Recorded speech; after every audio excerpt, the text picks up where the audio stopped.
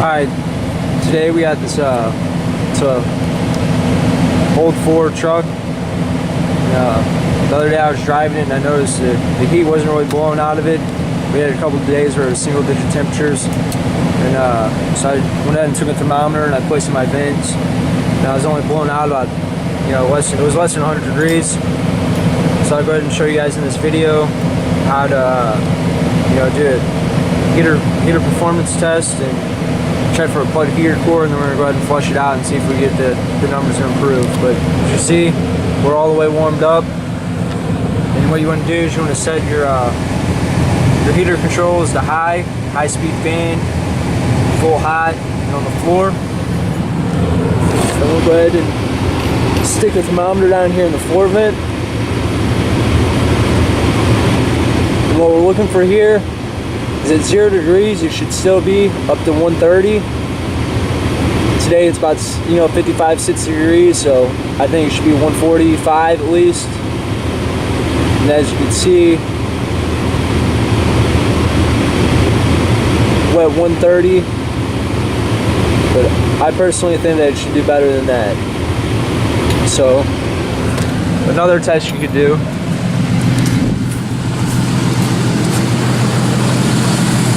Come out to your heater hoses. I got a infrared thermometer here. You can see we're 130 on that one.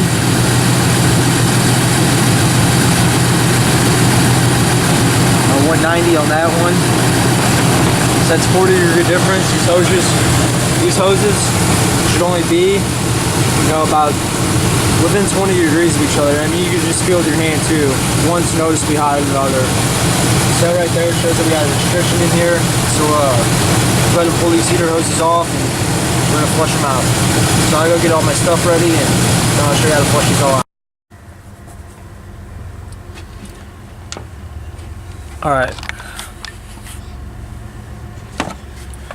Alright, so I went ahead and let it sit for a little bit and cool down.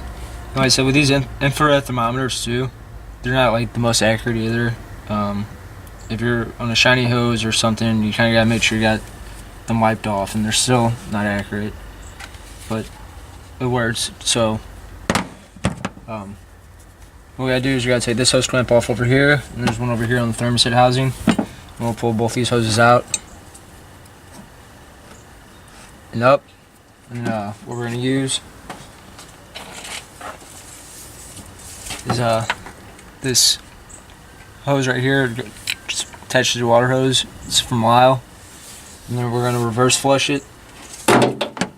So we're gonna go through the outlet hose and then push everything back out of the inlet hose. This is your inlet and this is your outlet.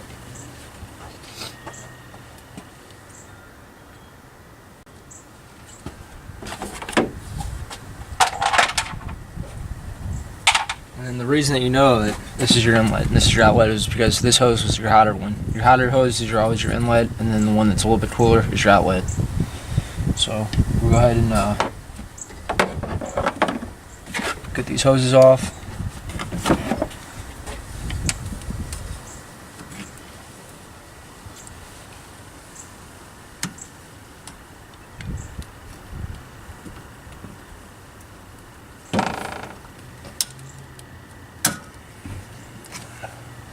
So we have some better pliers.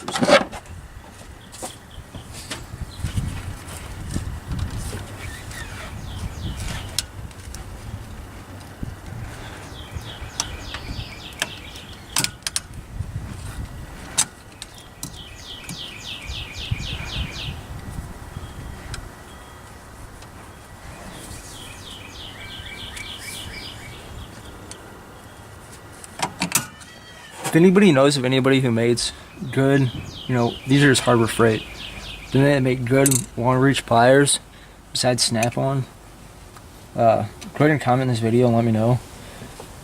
I'm thinking about, I don't know if the Sonnets are any good, or I'm thinking about giving the Mac set a ride. I think Sonnets makes the mat set though, so I don't know. I know Nippets makes a set, but they're like $80 a piece, and I'm not spending $80 for a set of pliers.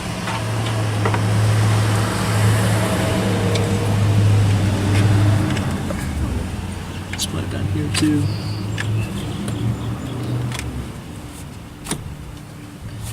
I know I wouldn't recommend these Harbor Freight to anybody. I got the 11-inch ones and the 16-inch ones. My straight ones, I broke the handle on it, and I wasn't even really using it that hard. The handle was snapped right in half. Alright. I'll go ahead and get these hoses out. Oh.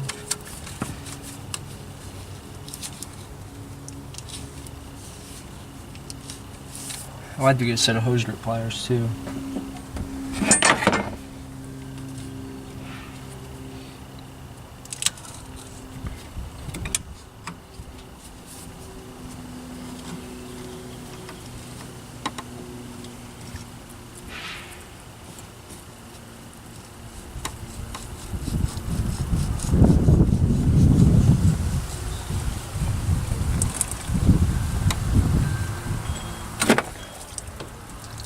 As you can see, this thing probably needs a coolant flush too, because this coolant is disgusting.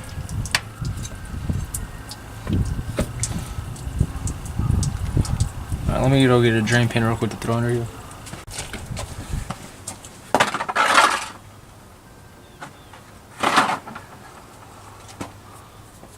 Alright.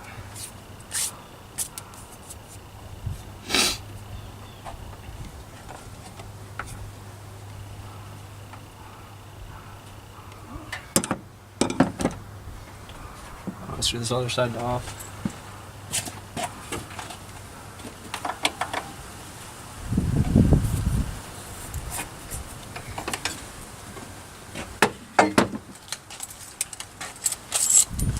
Wish I had a topside creeper too, that'd be good. I got a bad back, so leaning over kind of sucks.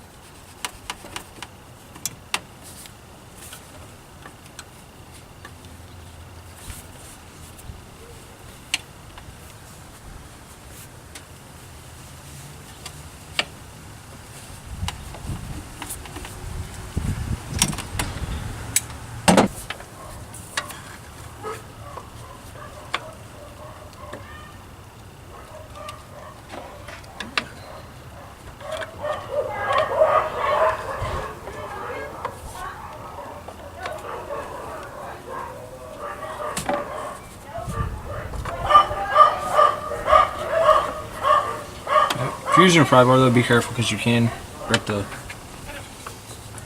hose. So you just want to make sure you get it flat, push it off evenly.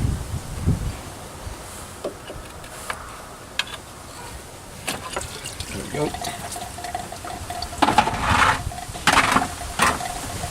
Put a pan underneath there.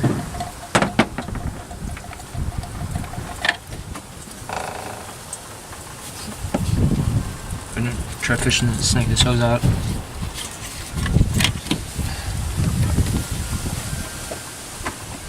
Now I'm just going to put this hose over here in the bucket, catch all this nasty stuff.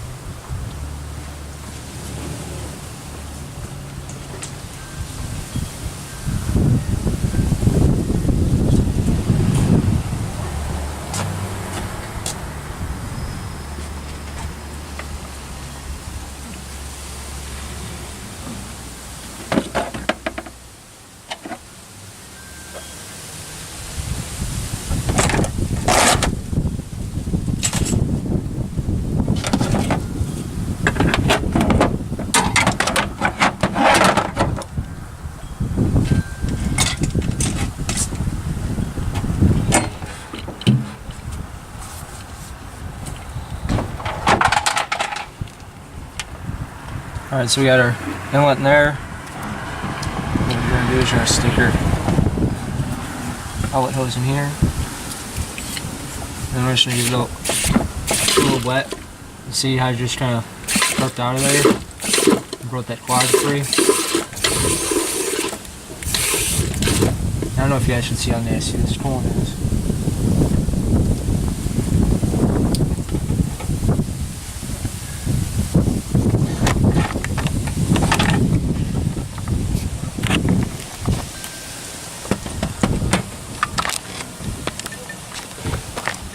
You know, corn's supposed to be green, and that is it's a pretty rusty, nasty corn. Let's see if I can hold you guys still alive.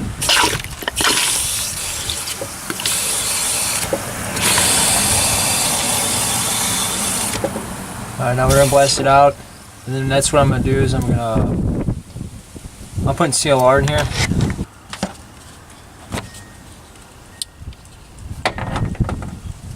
Alright, now that's what I'm gonna do, since I do see all this rust and stuff, is I'm gonna put some CLR in the hose and funnel it in. I know CLR is not engine coolant or coolant system cleaner or anything like that, but it will get rid of the calcium and rust and everything. Just if you do use it, I said use it at your own risk, and make sure that you flush your heater core thoroughly, because CLR is acid. Alright, so I'm going to go get a funnel and get that, and then I'm going to go ahead and push it in here. I'll be back.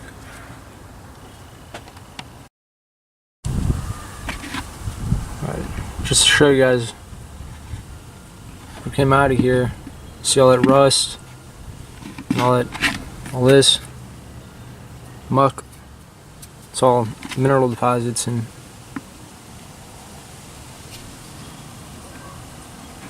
that was what was clogging that up.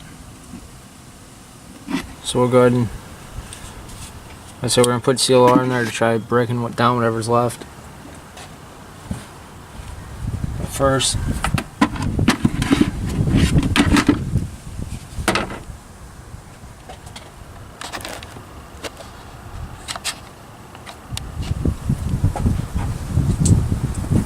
I'm gonna try blowing these hoses out a little bit.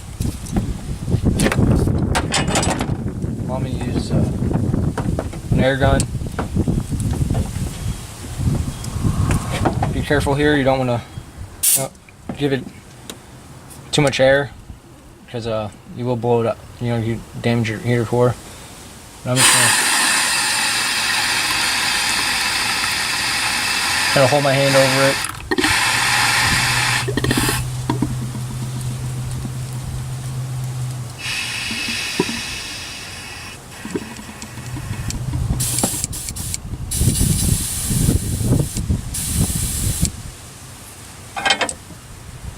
Had to kink my airline dragging it out here, but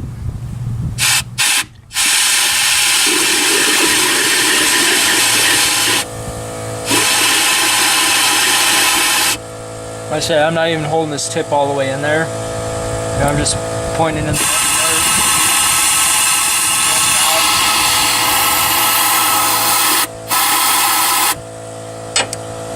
that should be good enough.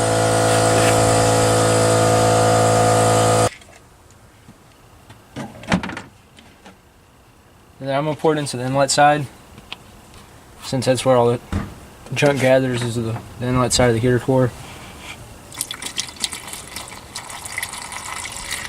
I'm just going to pour it. Well, that's probably all your cup. Maybe a little bit more.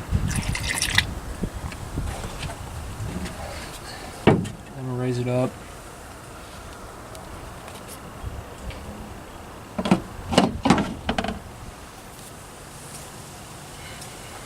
So it gets in there. Then we'll let that sit, 10 minutes or so. Let that break it down, and then we'll flush it out really, really good. Alright, so I'll see you back in like 10 minutes. Alright, we're back. It's been about 10 minutes now. Now, go ahead and flush all this out.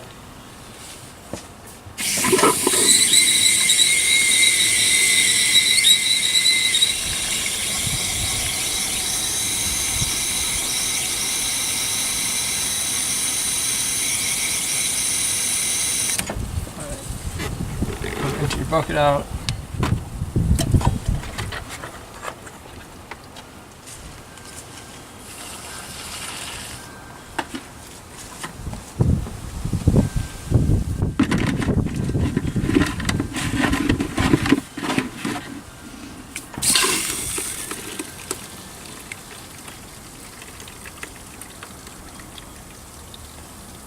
I'll do this 4 or 5 times.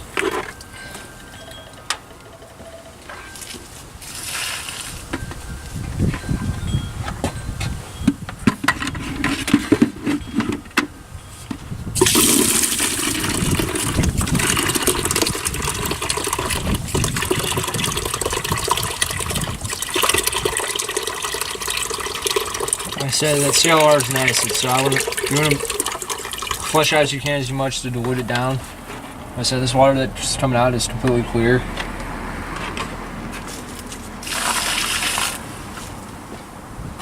That first bucket had some crap in it, and like I said, all this, I mean, if you could see anything in it,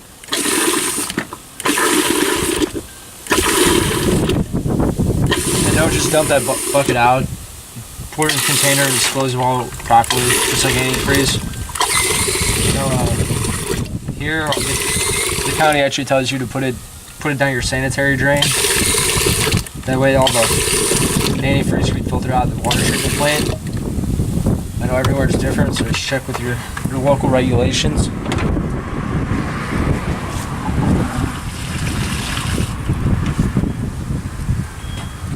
Don't put it down your storm drains.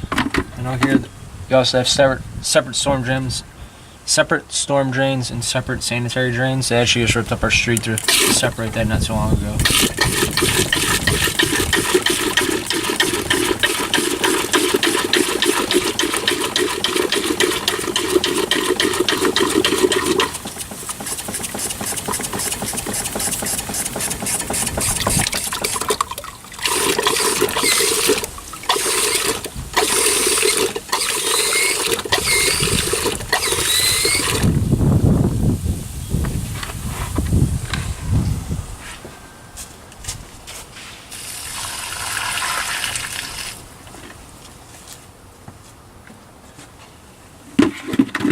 I found too that if you want to pump it like that, and wait a second,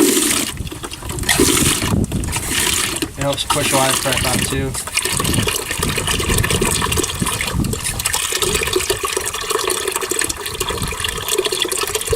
So the water's not completely clear now though.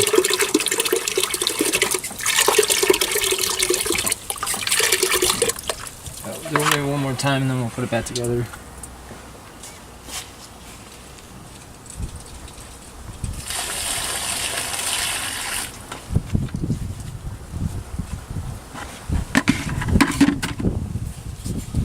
This time, I might do it, the regular way, the regular flow of current, or coolant, whatever you want to call it.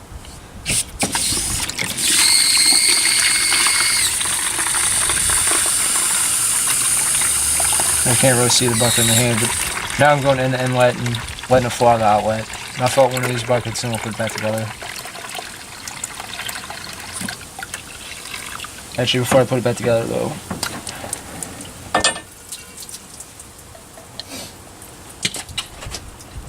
what I'm gonna do is I'm gonna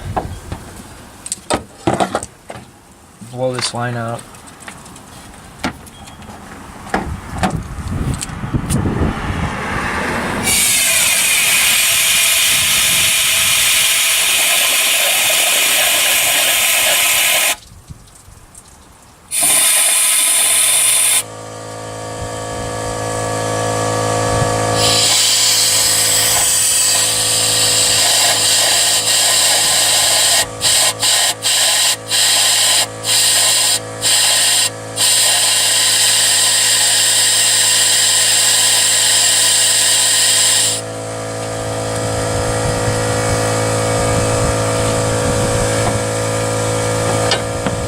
We still got some stuff coming out at the very end, just there. So.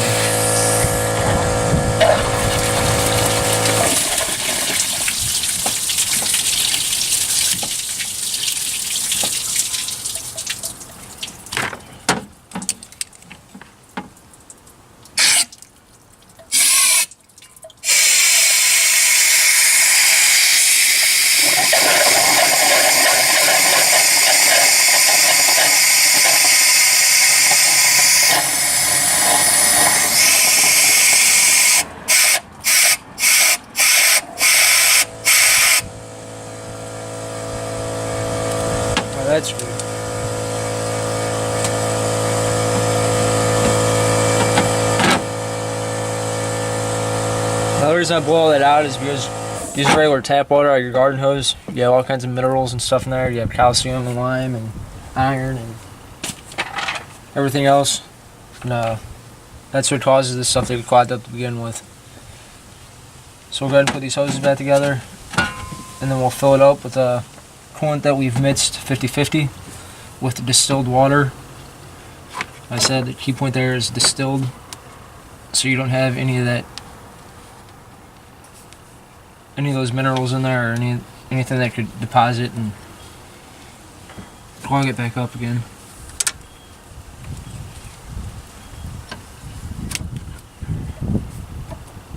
Get these hoses fish back around where they belong.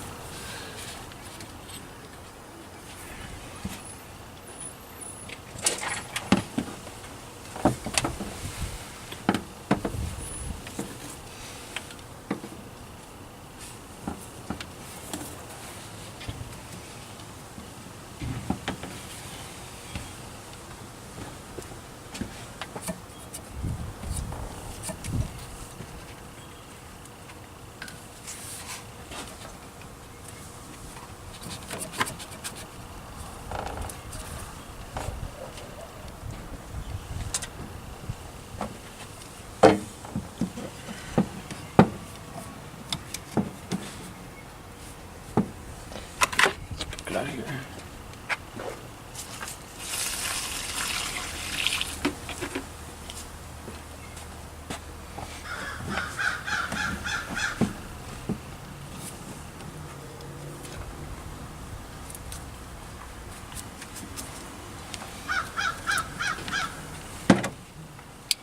Now I like to line my hose clamps up, in the same spot that they came off.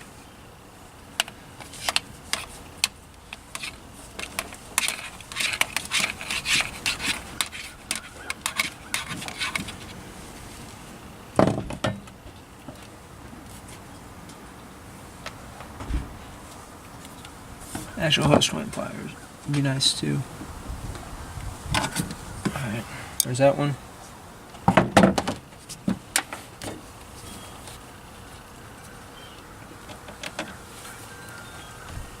This one slid back on.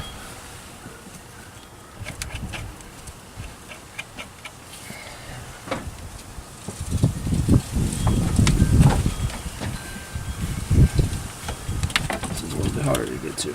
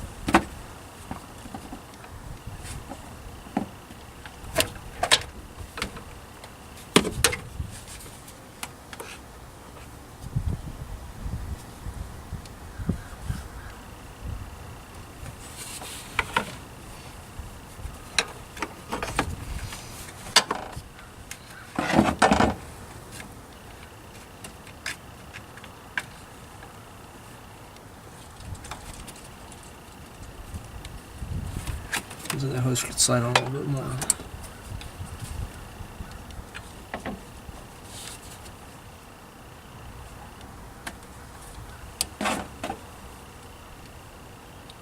There we go.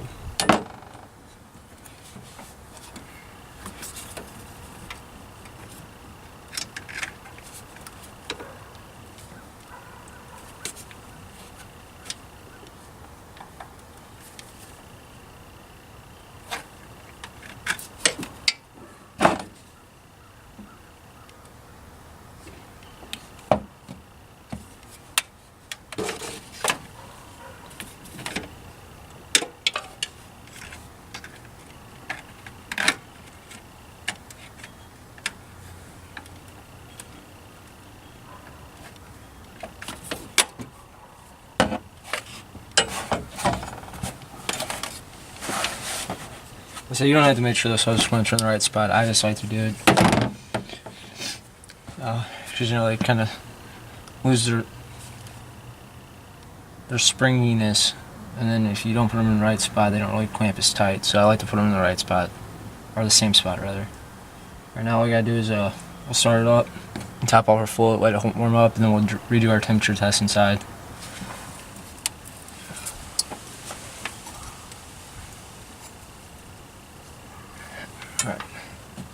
Alright, go ahead and start it up, and then we'll top it off. Hopefully, you guys don't fall. Alright, so I went out and let it run. Let it heat all the way up. I did have to burp the upper hose. Squeezed it quite a bit. Get all the air out. I probably should have filled up the heater core with a bunch of coolant first, so I didn't have to burp as much air out of it. But I mean, it's no big deal. I got it all burped out. Sometimes you raise your RPMs up a little bit. Pump on that upper hose and push all the air out of the reservoir.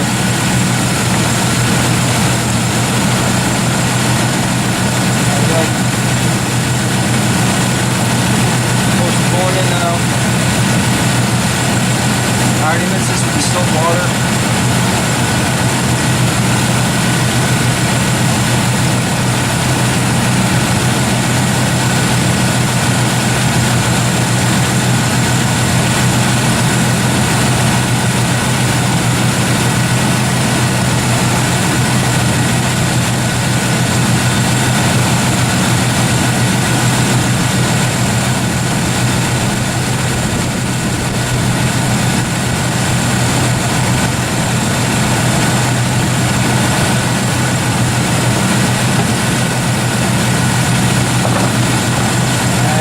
Quite a bit there, so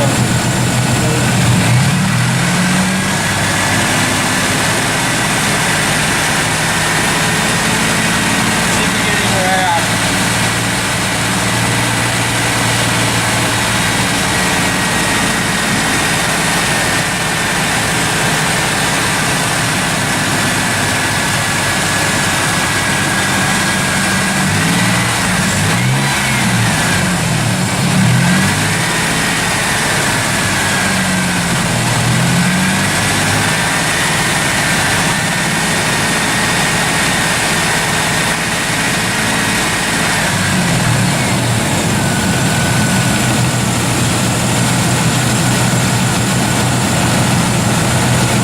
I don't really see anything from down there.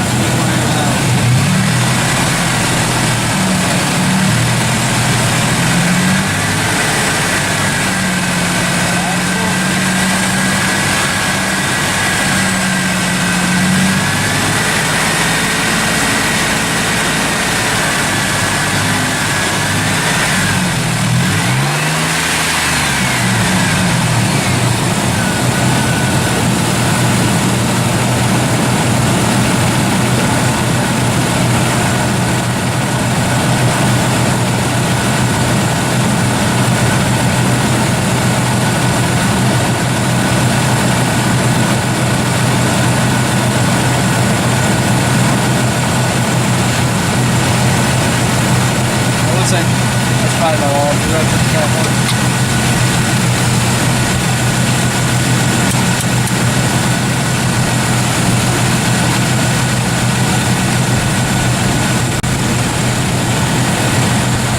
Alright, now we can go inside and do that temperature test.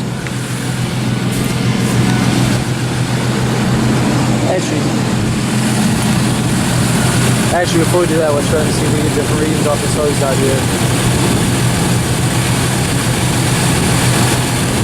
40. 50.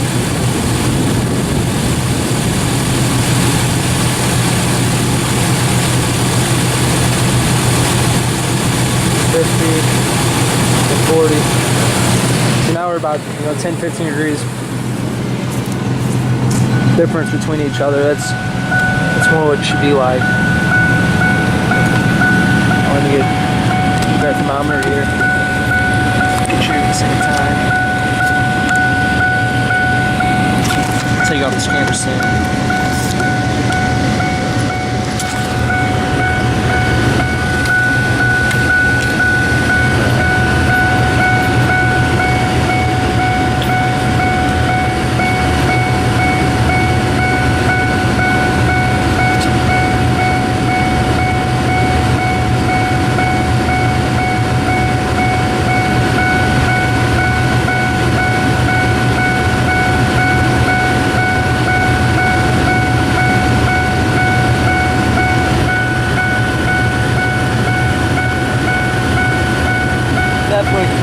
improvement. Now it's high enough that it's almost hard to even hold your hand there. See the end? Over 150. Like I said, I'm kind of keep my hand away from it too, it's so high.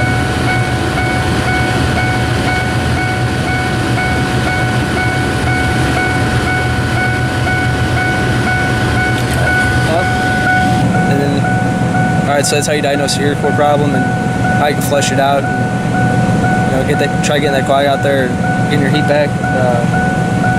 Like I said, if you do use CLR, I know it's not really recommended to use. If you have aluminum, like aluminum block or anything like that, definitely don't use it. But it's a 21-year-old truck, I really don't care. I know CLR is not what you're supposed to use. I know Ford does make a core cooling system flush, but I didn't feel like waiting to get it. I wanted to get done because we actually had a pretty nice day. It's a little hard to do out here whenever it's below freezing because you don't have, it's not like you're turning your water hose on outside and flush it out. I don't have a heated garage or anything, but like I said, make sure you do flush all that CLR out really good. But, almost try to turn it down now.